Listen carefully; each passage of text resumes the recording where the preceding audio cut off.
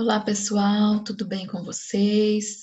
Espero que vocês estejam se cuidando, seguindo, né, as orientações dos especialistas, ficando com a sua família, fique em casa, curta a sua família, cuide da saúde, cuide da sua higiene pessoal, né, para que logo a gente possa estar juntos novamente, retomando, né, as nossas atividades. Então, a gente ficou um tempo aí, né, descansando. Agora a gente vai começar a retomar nossos estudos novamente. E a nossa primeira aula de plantão vai ser uma aula de revisão de conteúdos, tá? Conversei com o professor, ele me falou em qual página vocês estão, né? Qual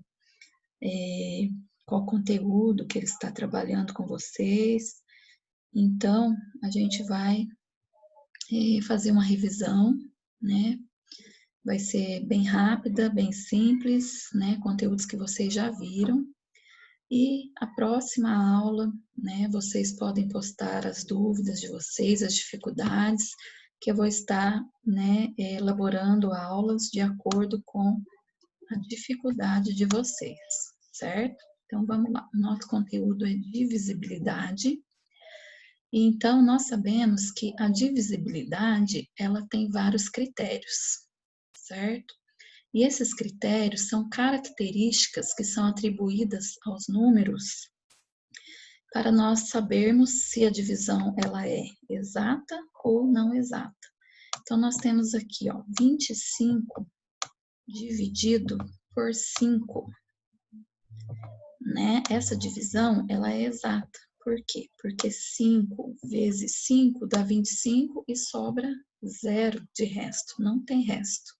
Então, essa é chamada uma divisão exata, certo? A divisão não exata é aquela que eu vou fazer a divisão, né? E vai sobrar o resto. No caso aqui, 25 dividido por 4. 6 vezes 4 dá 24 e vai sobrar 1 de resto, certo, pessoal? Então, até aqui eu creio que não é nenhuma novidade para vocês. Depois, lá na página 6, a gente tem os critérios de divisibilidade de cada número, né? Do 1 ao 11, se não me engano. Então, vocês podem olhar na apostila de vocês, ler mais uma vez, né? Para vocês lembrarem quais são os critérios ali. E aqui a gente tem uma atividade. Considere os números 45, 42, 36, 44, 344 e 668. Quais são divisíveis por 2? Quais desses números acima eles são divisíveis por 2? No critério da divisibilidade, nós podemos ver que para um número ser divisível ou dividido por 2, ele tem que terminar em par. Então, os números que vão do 0, né, o 0, o 2, o 4, o 6 e o 8, ele é divisível por 2. Então, por exemplo, se eu tiver um número bem grande, 3.000, né? Se eu tiver um número grande, 3.592. Se ele terminou em 2, que é um número par, ele dá para dividir por 2, né? Se ele terminar com 4, com 6, com 8 ou com 0, dá para dividir por 2. Então, esse é o critério da divisibilidade por 2, certo? Na letra B, eu tenho o número 3. Então, pessoal, quais os números ali em cima dá para dividir por 2? Então, o único que não vai dar vai ser o 45, certo? Porque é o único que termina com 5. O 42 dá, o 36 dá, o 44, o 344 e o 668. Na divisibilidade por 3, qual é o critério? Eu tenho que somar, né, os seus algarismos, e na soma dos algarismos, se o resultado der um número que é divisível por 3, significa que aquele número inteiro vai ser divisível por 3. Ou seja, esse número, esse resultado, ele tem que estar na tabuada do 3. Então, vamos lá. 4 mais 5, ó, 45. 4 mais 5 dá 9. 9 tem na tabuada do 3, então ele é divisível por 3. 4 mais 2 dá 6, certo? 6 é um número divisível por 3, está na tabuada do 3. 36, a mesma coisa, certo, pessoal? Vocês desculpem aí os rabiscos, porque eu não tenho muita habilidade, muita coordenação motora ainda com essa caneta aqui, com esse ponteirinho, tá, pessoal? Mas a gente vai acostumando aos poucos.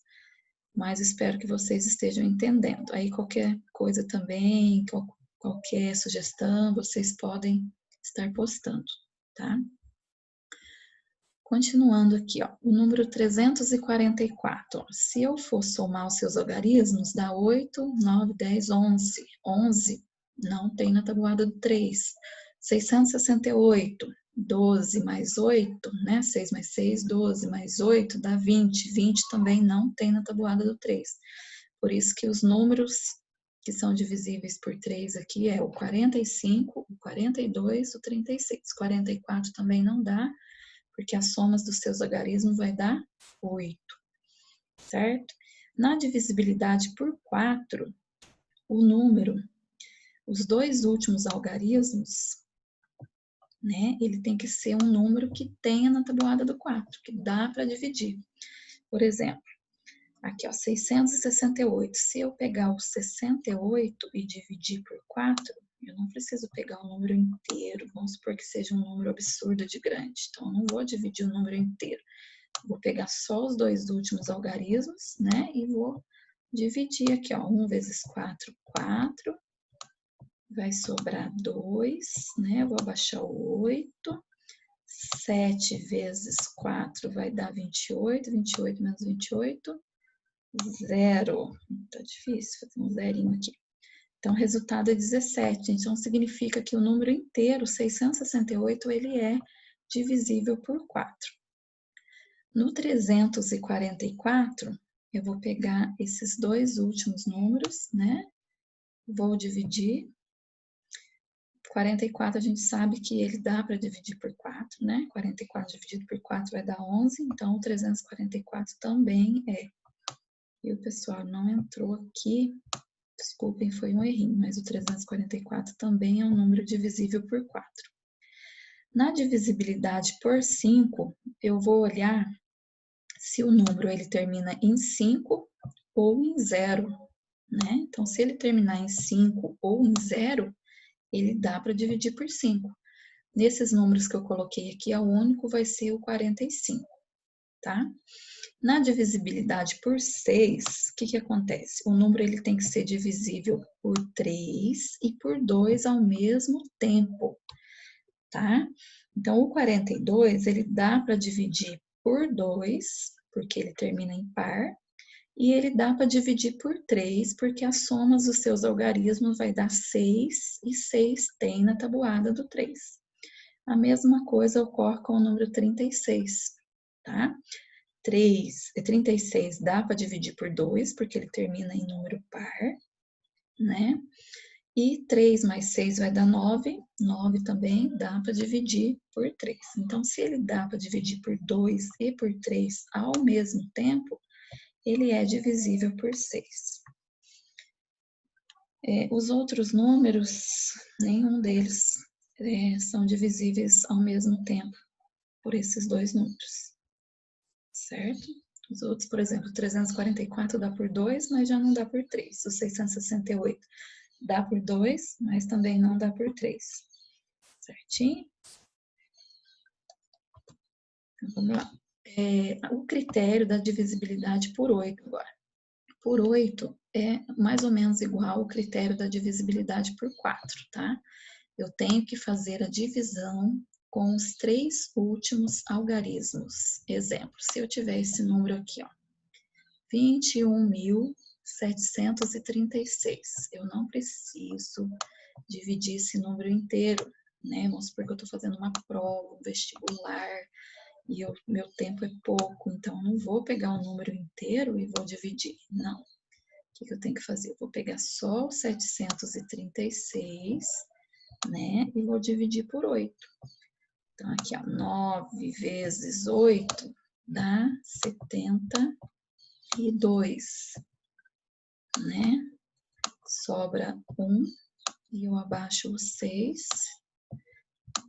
2 vezes 8. Me desculpem aqui que tá difícil. 2 vezes 8, 16. 16 menos 16 vai sobrar 0, tá? Faltou o número 2 aqui. Então, vai ser 92. Então, eu não preciso dividir o número inteiro, eu vou dividir só os 3 últimos. Esse é o critério da divisibilidade por 8. 9, divisibilidade por 9 é o mesmo critério do 3, né? Vou somar os seus logaritmos e vou ver se esse resultado tem na tabuada do 9. É divisível por 9. Por 10, por 100, por 1000, tem que terminar em 0, 00 ou 000. E assim por diante. Assim acontece também com 10.000, né? Com 1 milhão, 100 milhões, 10 milhões e assim por diante. Tá bom, pessoal? Vamos continuar então. O outro conteúdo que vocês viram nesse capítulo foi o MMC e o MDC. Então, o MMC é o mínimo múltiplo comum e o MDC é o máximo divisor comum. O que significa isso? Quando eu tenho 2 números e um número foi pedido para me achar o MMC, eu vou decompor esse número em fatores primos, certo? E eu vou colocar aqui os números, no MMC, eu vou multiplicar todos os números, todos os fatores primos que apareceu aqui, eu vou multiplicar eles. No caso aqui, ó, 2 à quinta, apareceu 5 números 2, olha aqui para vocês verem, quer ver?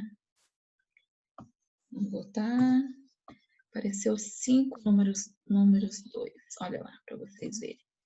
Então, por isso 2 elevado à quinta, tá? Vezes 3, vezes 5. Então, eu multipliquei todos os meus fatores primos que apareceu aqui. Já no MDC, eu só vou multiplicar aqueles que dividiu todos os 2 números. No caso, 120 e 160.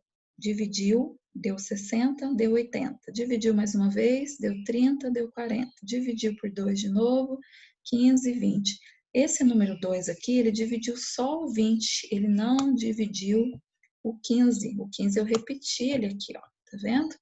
Esse outro número 2 também, ele dividiu, no caso aqui, ó, só o 10, ó, o resultado que deu 5. Ele não dividiu o 15, eu repeti o 15 mais uma vez. Depois tem o 5 aqui, né, os 2 números 5 que foram divididos, que deu como resultado 1. Então, eu vou multiplicar só os números que dividiu os 2 números ao mesmo tempo. Então, vai ser 2 à terceira, certo? Tá até aqui essa flechinha aqui, ó, para vocês verem. Vai ser 3 números 2, 2 à terceira, vezes 5, que é o número que multiplicou. O 3 não multiplicou, não dividiu os 2, dividiu apenas um número, certo? Então, aqui a gente tem um exemplo aqui. Vocês podem pausar o vídeo, né, e tentar resolver na casa de vocês com calma, certo? Então, vocês podem resolver aí certinho, com calma. Então, vamos lá. Depois vocês voltam de novo o vídeo. Então, ó, no caso aqui, o 120 dá por 2 e 280 dá por 2. Aqui deu 60, né? E aqui vai dar 140. Depois, eu divido mais uma vez, vai dar 30 e vai dar 70. Divido mais uma vez, vai dar 15 e vai dar 35. Agora já não dá mais por 2, mas dá por 5, né? 15 dividido por 5 dá 3, 35 por 5 dá 7. Então, vocês podem perceber que até aqui, ó, multiplicou os dois números ao mesmo tempo, né? Aqui já não, ó, 3 só vai dividir o 3. Eu vou repetir o 7. Aqui também só vai dividir o 7, porque o 1 já não dá, né? Então, MMC, como vai ser o MMC? Eu vou multiplicar todos os números. 2 vezes 2, 4. 4 vezes 2, 8. 8 vezes 5, 40. 40 vezes 3, 120. 120 vezes 7, vai dar 840. Então, aqui é o MMC. Tá, pessoal? Não vou conseguir escrever aqui, mas vocês vejam que aqui é o MMC. Já o MDC vai ser só esses primeiros números aqui, só esses fatores primos que dividiu a linha toda, ó, dividiu os dois números, tá? Pode ser que tenha um MMC e um MDC com 3 números, a mesma coisa, tem que dividir todos ao mesmo tempo. Então, aqui vai ser 2 à terceira, né? Vezes 5. Só isso, 2 à terceira. 2 vezes 2 vezes 2, que dá 8. 8 vezes 5 vai dar 40. Então, aqui eu tenho meu MDC.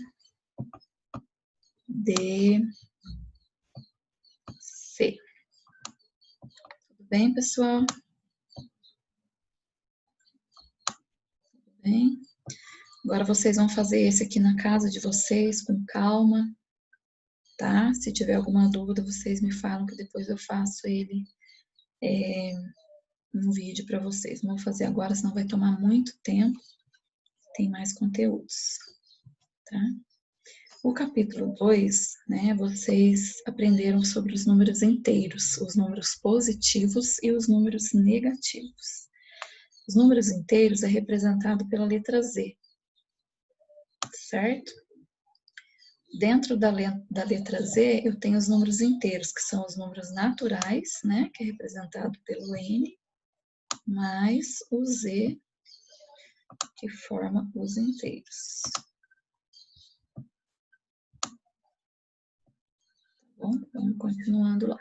Então, o conjunto dos números inteiros é como se fosse uma reta numérica, tá? Do zero, à direita do zero eu tenho os números positivos, que vai do zero até o infinito, né? São os números positivos. E à esquerda do zero eu tenho os números negativos, que vai do menos 1 até o menos infinito, certo? Aqui eu tenho uma reta numérica. Então, por exemplo, vamos recordar, né? O que são números opostos? Menos 2 e 2 são números opostos ou simétricos, né? 4 e menos 4, opostos ou simétricos, certinho? 8 e menos 8 são números opostos ou simétricos. Então, o oposto do mais 8 é o menos 8. O oposto do mais 6 é o menos 6 aqui, tá? E assim por diante. E dentro do conjunto dos números inteiros, a gente tem alguns subconjuntos. Então, nós temos lá os inteiros não nulos, ou seja, o inteiros não nulos, ele vem acompanhado do asterisco. Toda vez que tiver esse asterisco, significa que o zero não está nesse conjunto, ele não vai entrar no conjunto. Então, aqui eu tenho menos 3, menos 2, menos 1. Opa, o zero teria que estar aqui no meio, né? 0, mais 1, mais 2, mais 3, mas ele tem um asterisco. Então, é condição para que o zero não esteja contido nesse conjunto. Inteiros positivos, ou seja, tem um asterisco de novo, então não vai ter zero. Só que vai ter só os positivos, porque aqui inteiros positivos Então, vai ser o mais 1, mais 2, mais 3 e vai até o mais infinito, tá? Vai até o mais infinito aqui. Inteiros não negativos são todos os positivos, porém aqui não tem a restrição do zero, porque não tem asterisco. Então, vai do zero até o infinito. Os inteiros negativos são os números negativos e não tem o zero. Por quê? Porque tem um asterisco. Menos 3, menos 2, menos 1, aqui vai continuar a reta numérica, né? Vai até o menos infinito, certo? O zero seria aqui, né? O lugarzinho dele seria aqui, mas ele não entra por quê? Porque tem aquela condição, né? Aquela restrição do asterisco. Inteiros não positivos são somente os números negativos. E esse não tem restrição, então o zero está aqui. Tá? Então, vai do zero até o menos infinito. A reta numérica, ela continua desse lado aqui até o menos infinito. Vamos lá, vamos fazer um exercício aqui. Utilize a reta numérica para estabelecer uma relação, uma comparação entre os seguintes números usando o símbolo de maior ou menor. Então, vamos lá. Olhando a reta numérica, qual número é maior? O 4 e o 6, os dois são positivos. Então, óbvio que o número 6 ele é maior que o 4, né? Porque quanto mais ele está à distância do zero, maior ele é, né? Do lado positivo, ó, pessoal. Então, o 4, ele é menor que o 6, porque ele está mais próximo do zero. Menos 2 e menos 3. Nesse caso, o menos 2, ele é maior que o menos 3. Tá? Então, eu vou abrir a boquinha do meu sinal sempre para o número maior. Então, a boca do sinalzinho, ele fica aberto para o número maior. O menos 2, ele é maior que menos 3. Por quê? Porque do lado negativo, quanto mais perto do zero, ele é maior, né? Por exemplo, aqui, menos 2. Vamos imaginar como se fosse um dinheiro, R$2.